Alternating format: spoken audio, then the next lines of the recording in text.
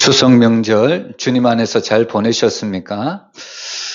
오늘 말씀 제목이 하나님이 하시는 일, 이렇게 말씀 제목을 정해보았습니다. 우리가 성경을 보면 하나님이 하시는 일을 이렇게 표현을 하죠. 하나님이 하시는 일은 신묘막측하심이라. 정말 우리가 하나님이 하시는 일은 누구도 생각할 수도 없고 누구도 계획하지 않았던 것을 우리가 알 수 있습니다.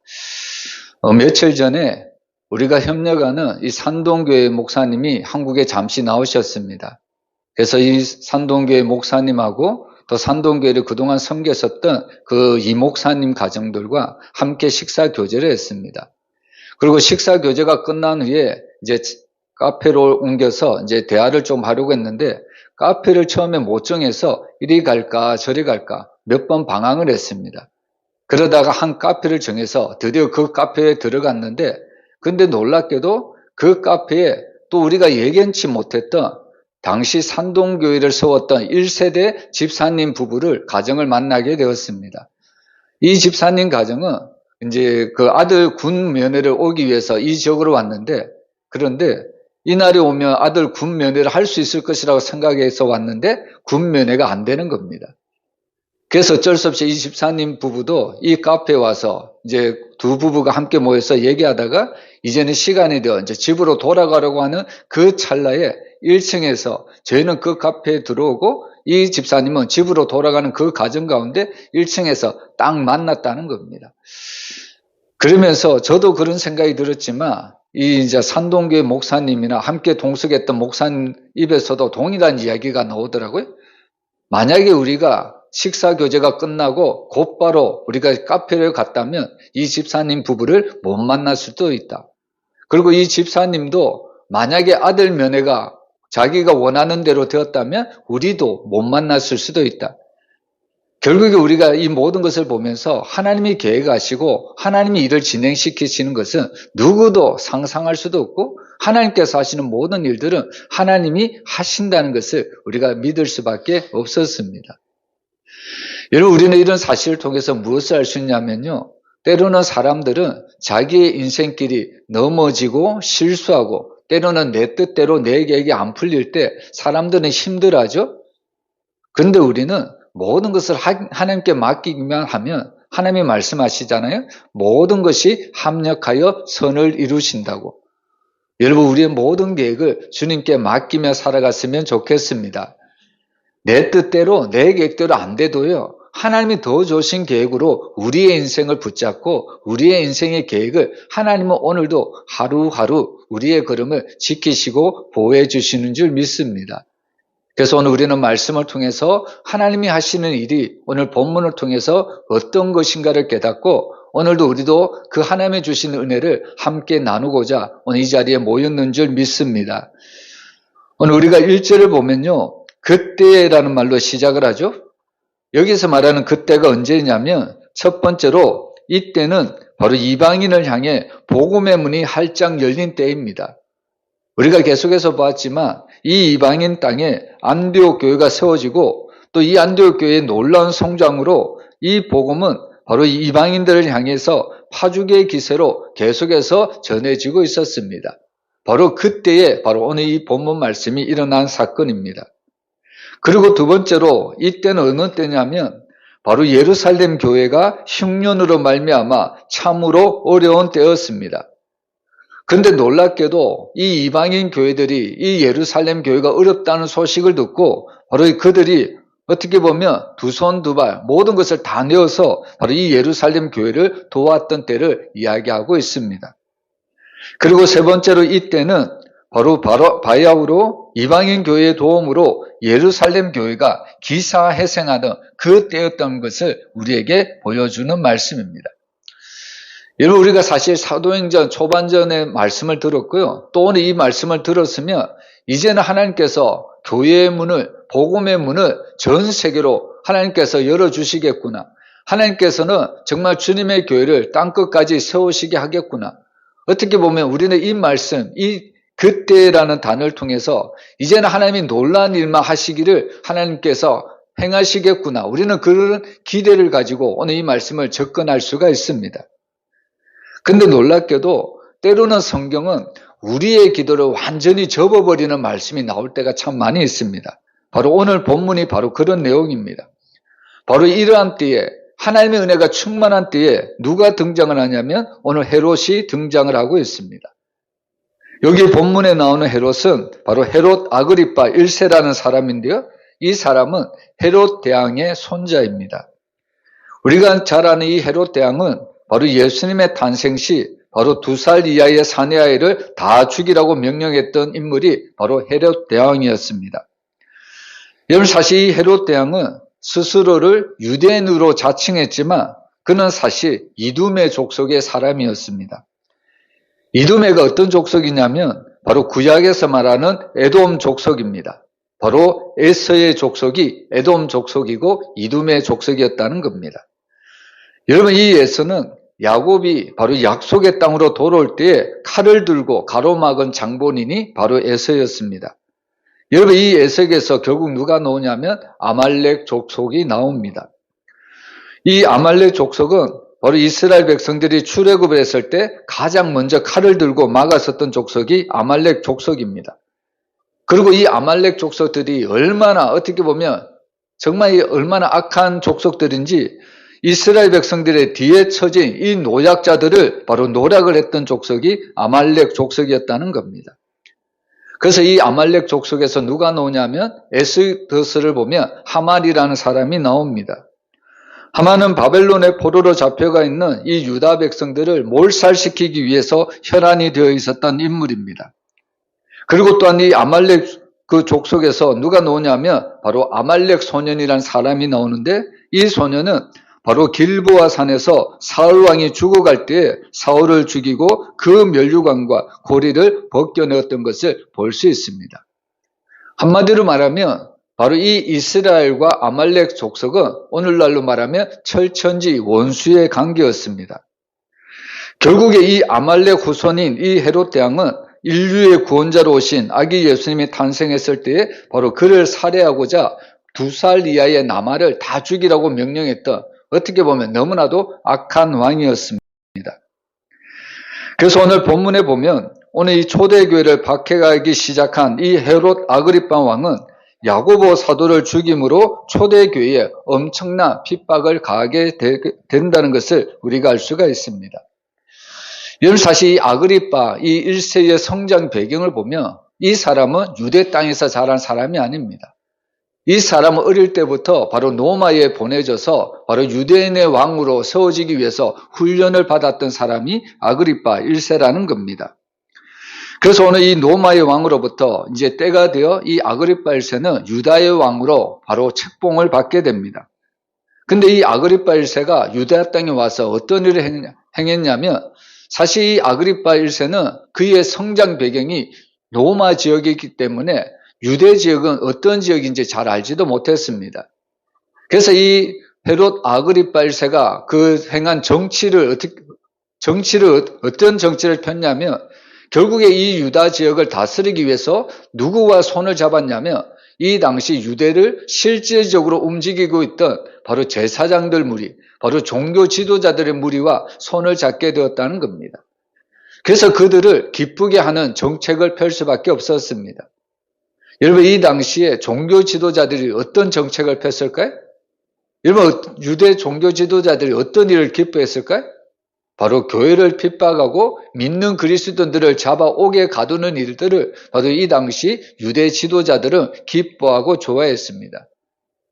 그래서 어떻게 보면 이 헤롯 아그리파는 바로 그리스도인들과 교회와는 전혀 상관이 없는데도 불구하고 교회와 그리스도인들이 헤롯 아그리파에게 어떻게 보면 피해를 준 것이 하나도 없는데도 불구하고 이 당시 유대 지도자들의 마음에 들고 또 유대 지도자들의 마음에 얻어 이 유대를 다스리기 위해서 유대 지도자들이 원하고 기뻐하는 일들을 행하기 시작합니다.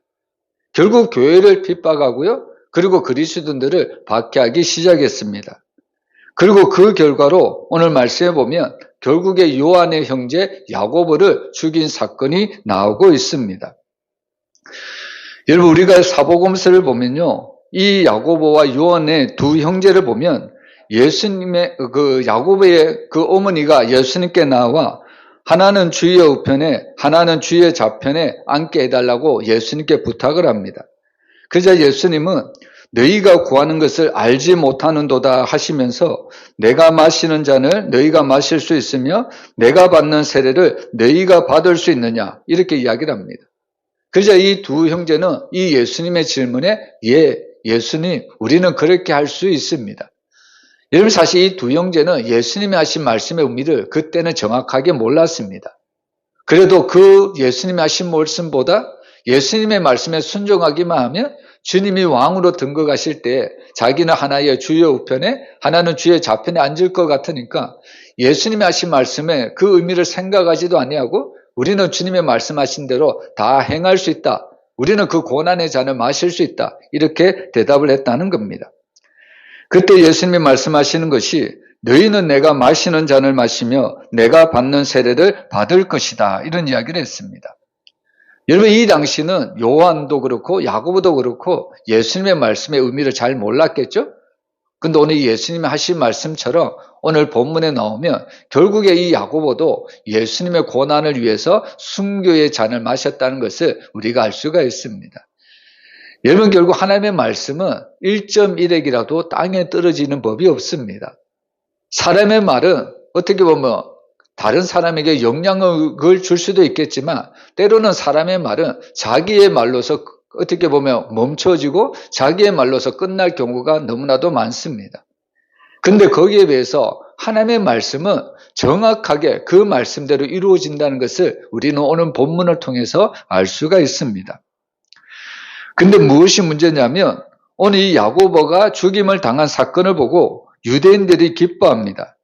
그래서 오늘 이 헤롯 아그리파 1세는 그 여세를 몰아서 오늘 베드로를 체포해서 투옥시켰고 바로 적당한 구실을 만들어 베드로마저 죽여버릴 계획을 가지고 있습니다.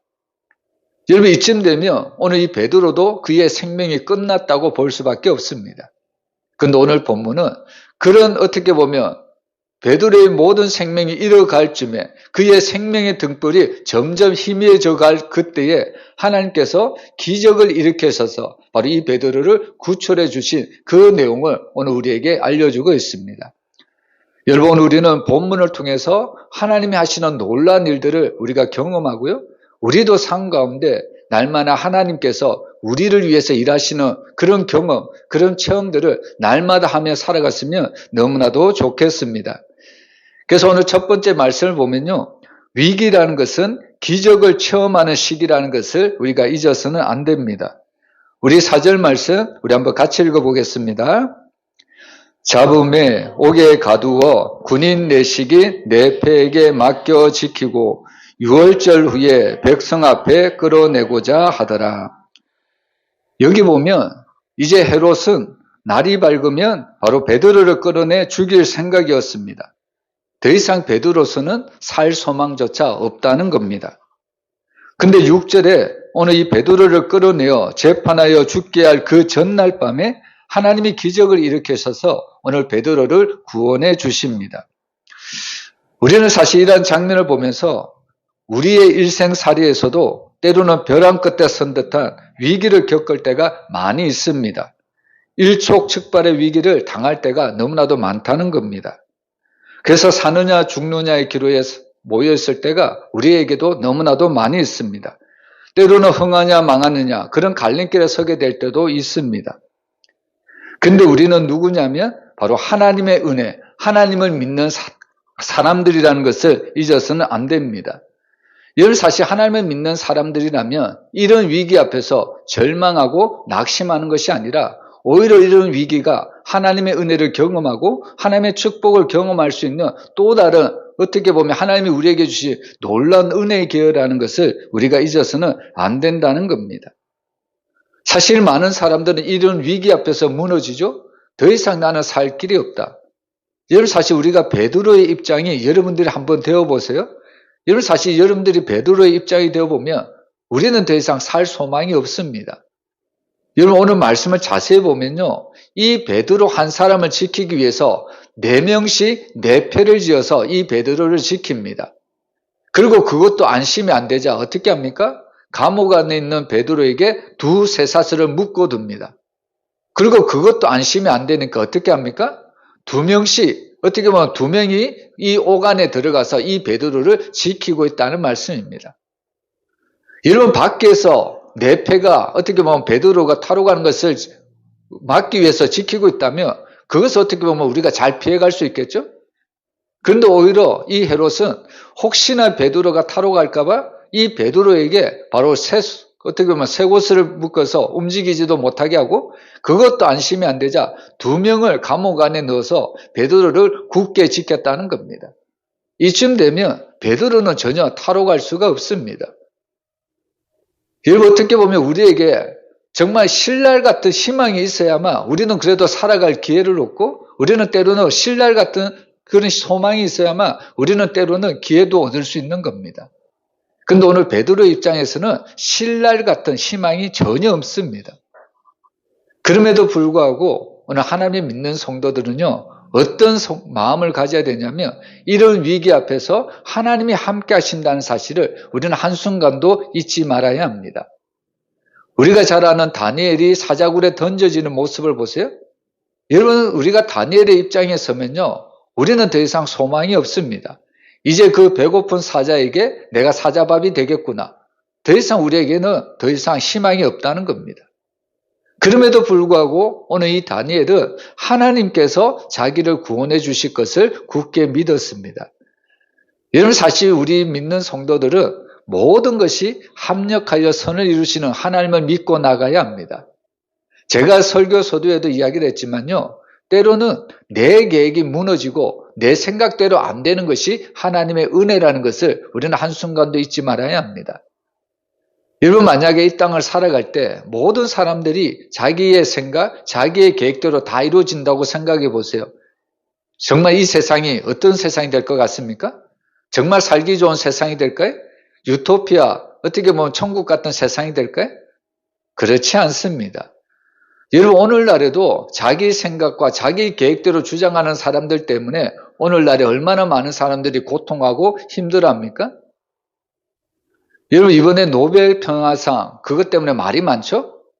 근데 참 웃기는 것이 미국의 대통령이 당당하게 나는 노벨 평화상을 받을 만한 자격이 있으니까 노벨 평화상을 나에게 달라, 당당하게 이렇게 이야기하는 것을 보았습니다. 여러분, 만약에 그런 사람들이 세상에 가득하다면 이 세상이 정말 살기 좋은 동네가 될까요? 그렇지 않습니다.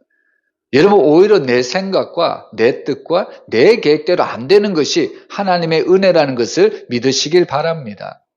왜냐하면 내 생각과 내 뜻과 내 계획대로 안 되면 이제는 누구만을 의지할까요? 하나님만 의지할 수밖에 없기 때문입니다. 근데 반대로 내가 하는 일들마다 잘 돼 보세요. 그때 여러분, 하나님을 의지하시겠습니까? 하나님을 의지하지 않습니다.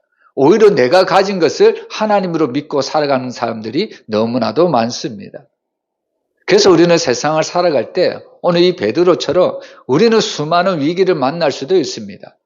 때로는 우리가 생명의 위협을 만날 수도 있고, 건강의 위험을 만날 수도 있고, 물질의 위험을 만날 수도 있고, 사람의 위험을 만날 수도 있습니다.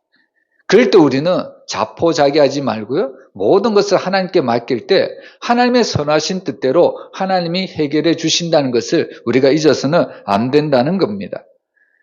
그래서 사실 우리 모든 성도들에게 가장 하나님이 주시는 가장 큰 복은 뭐냐면 하나님을 가까이 하는 것이 우리에게 가장 큰 복임을 믿으시길 바랍니다. 여러분, 이 세상의 삶의 원천의 근본이 누구냐면 하나님이십니다.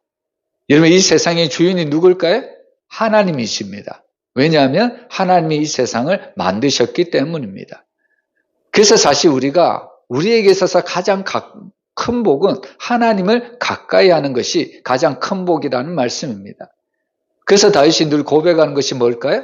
주밖에, 하늘에서는 주밖에 나의 복이 없나이다. 여러분, 이 고백이 여러분들의 고백이 되기를 주님의 이름으로 축복합니다. 그래서 사실 하나님의 백성들에게는 이런 시련도, 이런 위험도, 이런 위기도 어떻게 보면 하나님의 은혜를 경험할 수 있는 또 다른 하나님의 은혜의 방편이라는 사실입니다.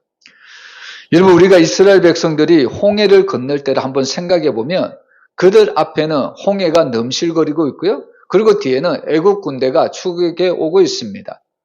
우리는 이런 말을 바로 어떻게 보면 진퇴양난 이렇게 이야기를 하죠. 앞으로 나아갈 수도 없고 뒤로 물러설 수도 없습니다.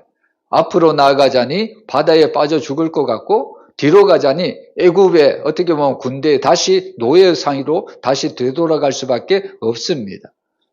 여러분 이런 상황이면 사람들이 더 이상 살 수 없다고 아우성을 칩니다. 그때 하나님은 어떤 일을 하십니까? 바로 하나님은 이스라엘 백성들이 생각하지도 못했던 홍해를 쫙 갈라주는 것을 볼 수가 있습니다.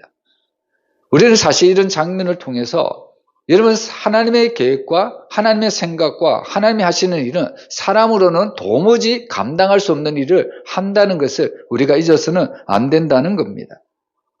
그래서 오늘 우리는 이 말씀을 통해서 하나님이 하시면 모든 것이 가능하다는 것을 믿어야 합니다.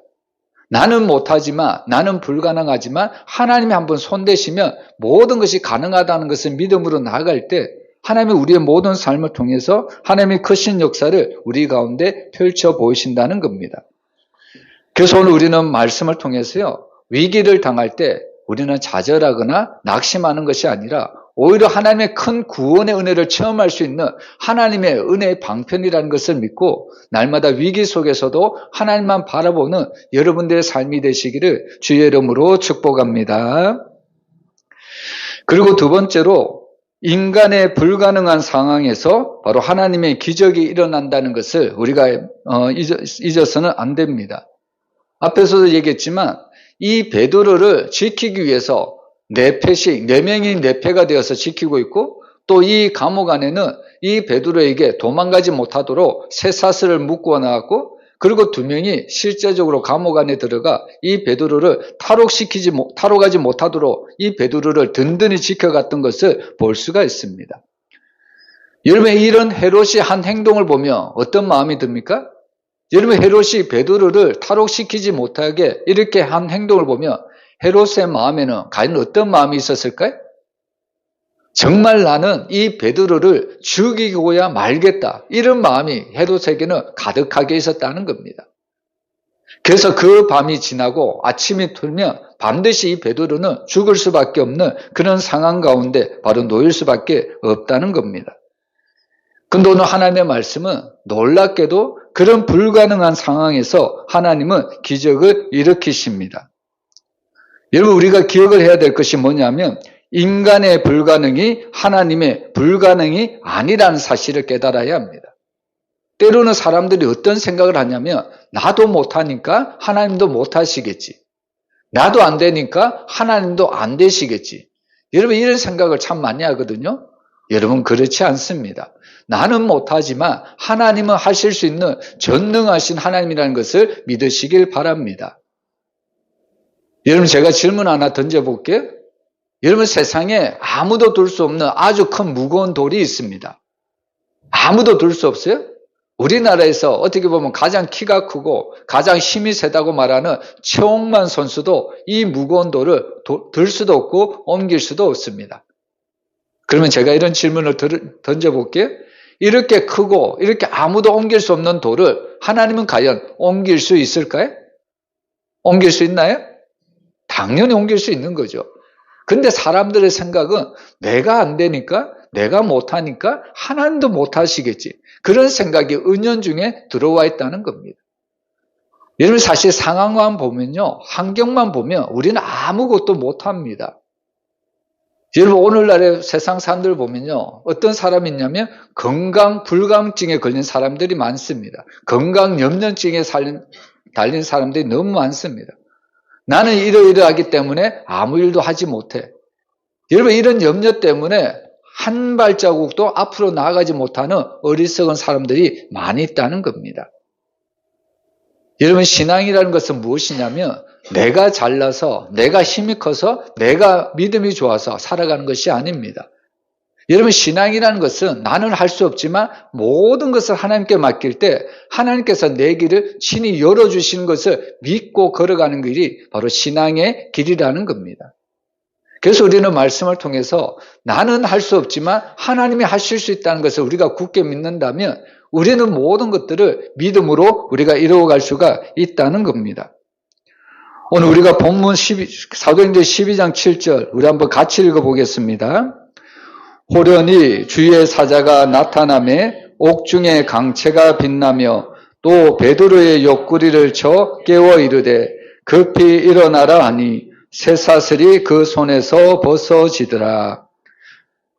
여러분, 지금 베드로는 옥에 가두어 있습니다. 옥이 하는 역할이 뭘까요? 가두는 역할을 하는 것이 옥입니다. 감옥입니다.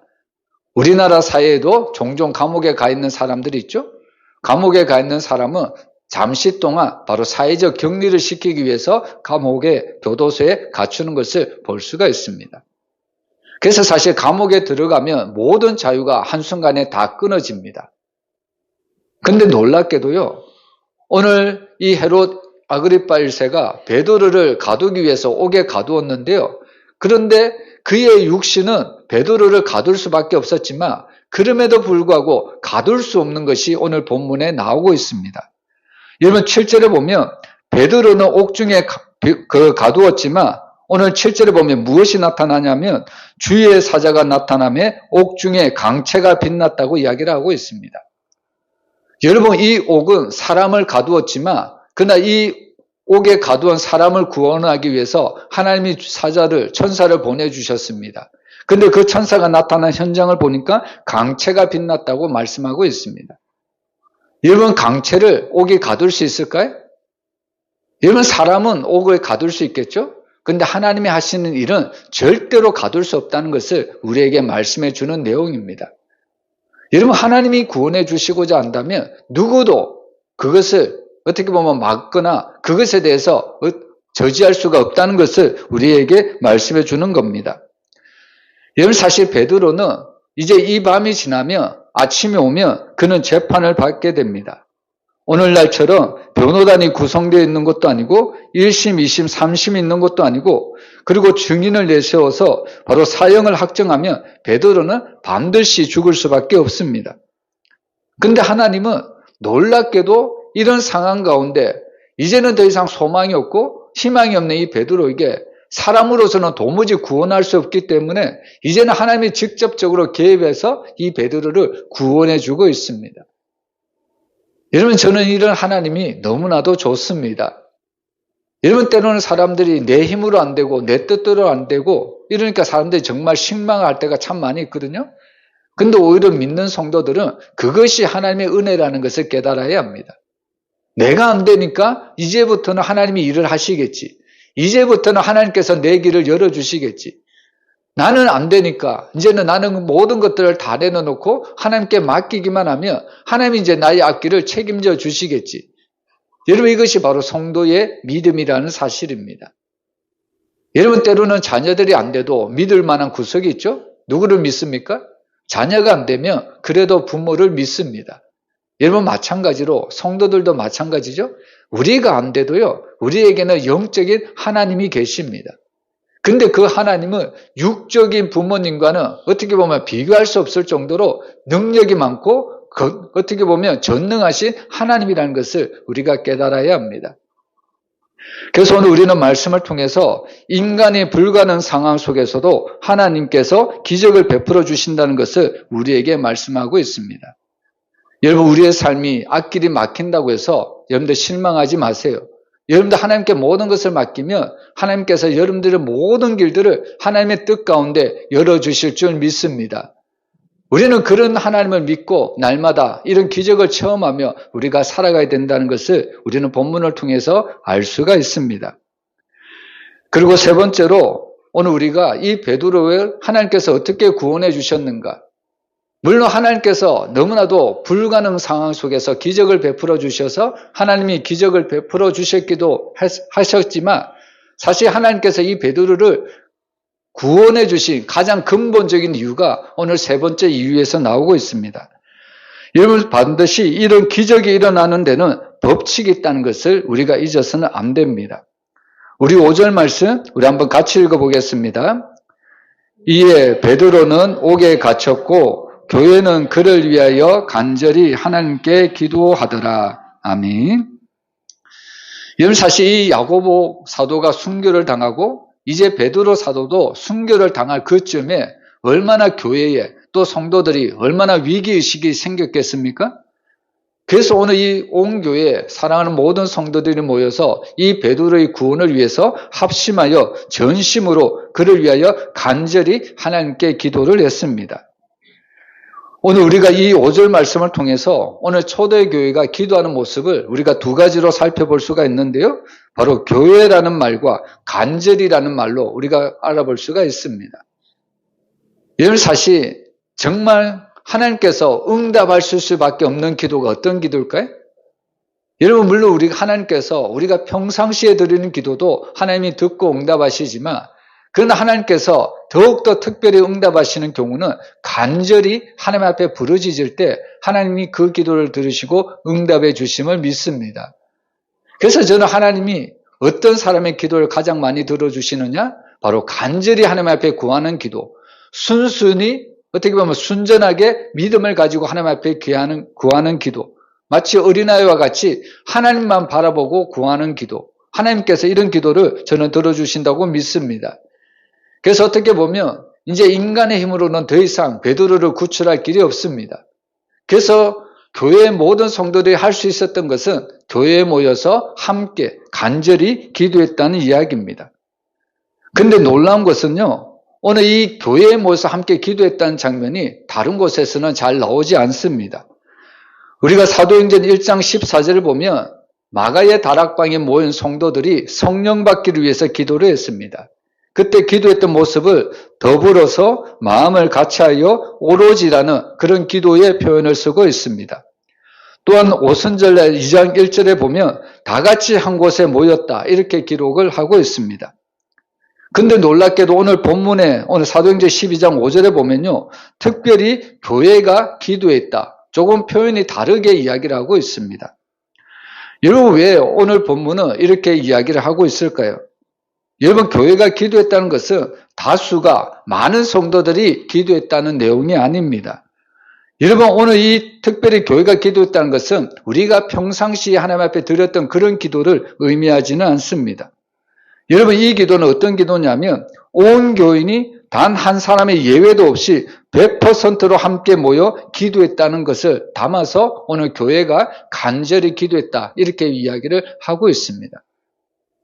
여러분, 이것은 너무나도 이 베드로의 구원 사건이 정말 베드로가 구원을 받아야만 정말 교회의 생명이 유지될 수 있기 때문에 오늘 사랑하는 모든 교회 성도들이 바로 이 베드로의 구원을 위해서 한 사람도 예외가 없이 바로 교회에 나와서 기도를 했다는 말씀입니다. 여러분, 사실 하나님께서 이런 기도를 들어주시지 않을까요? 오늘 어제 이제 몇몇 분들과 함께 교회를 위해서 함께 기도 모임을 가졌습니다.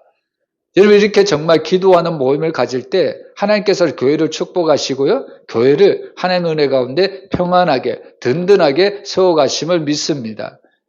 그래서 우리는 교회에 나와서 평상시에도 기도해야 되지만 아주 비상시에도 아주 특별할 때도 우리가 하나님 앞에 간절히 기도를 해야 된다는 겁니다. 그리고 오늘 또 말씀해 보면요, 정말 이 모든 성도들은 바로 이 베드로의 구원을 위해서 간절히 기도했고요. 그리고 12절에도 베드로가 탈옥을 해서 마리아의 집에 가니 여러 사람이 바로 거기서 기도하고 있었다고 이야기를 하고 있습니다. 우리가 앞에서 보면 이 베드로의 탈출 사건이 어떻게 보면 어떻게 보면 그분만의 하나님의 일이라고 우리가 생각할 수가 있겠지만, 근데 오늘 우리가 세 번째 이유를 보면 결국에 베드로가 구원을 받을 수 있었던 것은 그의 구원을 위해서 하나님 앞에 간절히 기도했던 모든 성도들의 합심 기도가 있었다는 것을 우리가 잊어서는 안 됩니다. 여러분, 우리는 흔히 이런 이야기를 하죠. 하나님의 보좌를 움직이는 것은 성도들의 기도들이다. 여러분, 하나님의 보좌를 움직이는 것은 성도들의 기도입니다. 우리의 기도가 하나씩 하나님 앞에 올라가면요, 하나님이 우리의 기도를 들으시고 바로 응답해 주신다는 겁니다. 그래서 이처럼 모든 기도에는 힘이 있습니다. 능력이 있다는 거예요. 하나님이 우리가 날마다 기도하고 구할 때마다 하나님이 우리에게 필요한 모든 것들을 채워주신다는 말씀입니다. 근데 참 안타까운 것은 무엇이냐면 기도에는 힘이 있고 기도에는 능력이 있다는 것을 알면서도 때때는 우리는 기도하지 못할 때가 너무나도 많습니다. 복음성가에 보면 이런 가사가 있는데요. 기도할 수 있는데 왜 걱정하십니까? 기도하면서 왜 염려하십니까? 주님 앞에 무릎 꿇고 간구해 보세요. 마음을 온전하게 뜻을 다하여 기도할 수 있는데 왜 실망하십니까? 기도하면서 왜 방황하십니까? 여러분, 사실 우리는 하나님을 믿는다고 하면서도 하나님이 우리에게 주신 특권을 우리는 가끔씩 사용하지 못할 때가 있습니다. 여러분, 하나님은 우리에게 주신 특권이 있는데 그것이 바로 기도라고 말씀합니다. 예수님이 하신 말씀처럼 우리가 구하고 찾고 두드리면 하나님은 주시고 또 찾으시고 열릴 것이라고 분명히 약속하셨는데도 불구하고 우리는 하나님 앞에 기도하지 못할 때가 너무나도 많습니다. 여러분, 쉽게 얘기하면 하나님은 우리에게 은행 창고에 어마어마한 보화를 우리를 위해서 이미 예금해 두셨습니다. 그런데 어떤 사람들은 하나님이 우리를 위해서 은행에다가 어마어마한 예금을 저축해 두었는데 우리는 그 사실을 믿지 못해서 오히려 우리 스스로 세상으로 열심히 땀을 흘려 일을 하거나 때로는 어떻게 보면 내 힘으로 이 모든 것들을 얻으려고 하는 어리석을 때가 너무나도 많이 있다는 겁니다. 여러분, 기도라는 것은 무엇이냐면 하나님이 우리의 축복을 위해서 마치 은행에 저금해 놓은, 어떻게 보면 예금해 놓은 하나님의 은혜와 같습니다. 그래서 우리는 기도할 때마다 하나님께서 그 우리를 위해서 저금해 둔, 어떻게 보면 예금해 둔 그 하나님의 은혜를 우리가 기도할 때마다 하나씩 하나님께서 꺼내어 주신다는 사실입니다.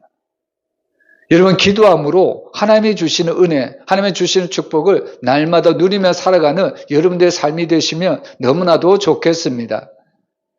여러분, 오늘 우리는 말씀을 통해서 무엇을 할 수 있냐면요. 하나님이 하시는 일은 너무나도 놀랍습니다. 하나님이 하시는 일은 인간의 생각을 뛰어넘습니다. 그래서 오늘 우리는 세 가지로 우리가 살펴봤는데 첫 번째는 뭘까요?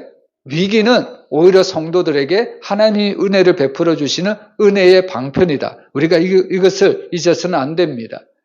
그리고 두 번째로 나는 실패할 수 있고 나는 불가능할 수 있지만 하나님은 모든 것을 불가능을 가능케 하시는 전능하신 하나님이라는 것을 우리가 믿어야 합니다.